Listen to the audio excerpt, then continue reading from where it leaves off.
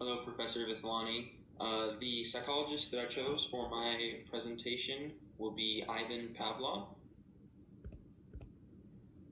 Ivan Pavlov was born September 14th, 1849, in Ryazan, Russia. He died February 26th, 1936. Pavlov was interested in physiology, and he studied at the Academy of Medical Surgery and received a degree of Candidate of Natural Science. He also was awarded 2 gold medals for his studies in the psychological community. Pavlov was extremely influential in the psychological community as he discovered classical conditioning, which is an extremely well-known and widely used form of conditioning in modern psychology.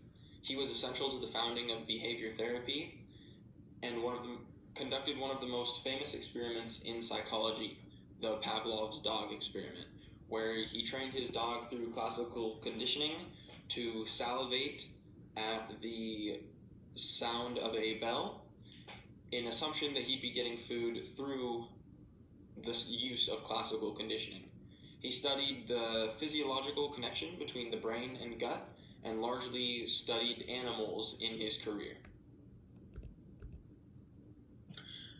Although Ivan Pavlov was not completely correct in some of his physiological studies, he was proven to be partially false in most of his early hypotheses. He paved the way for further experimentation within physiological psychology and the study of behaviorism in general. Most psychologists will agree that Pavlov's discovery of classical conditioning was factually based and that classical conditioning can be used effectively in the modern era. Classical conditioning is a psychological founding stone and is basically undebated as it is used so widely in modern times and is so beneficial to teaching and learning and how mammals and animals such as humans or other animals learn, and the effectiveness of classical conditioning is extreme in the psychological field. The reason I chose Pavlov was because I've previously been interested in his work and intrigued by classical conditioning.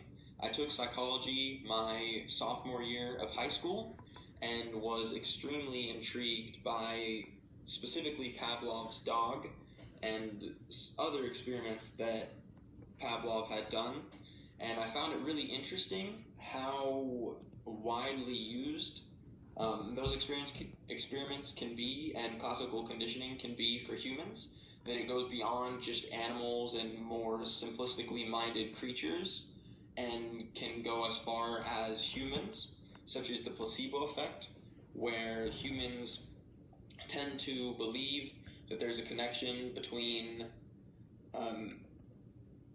pills that are of no use because they have been told that those pills will do work for them. Similar ways, the love that children have for parents is a form of classical conditioning because children have been taught and have been shown that parents mean safety, protection, food, and in most ways will make up for all of the Maslow's hierarchy of needs, and that's why love for parents is also a form of classical conditioning, and even taste aversion, where people will assume that if they got sick after eating a certain food, they'll put those two things together and act as though that food is what made them sick, to the point where they will get that same amount of sickness if they eat or are around that food, even if it did nothing to actually cause the sickness that they once had.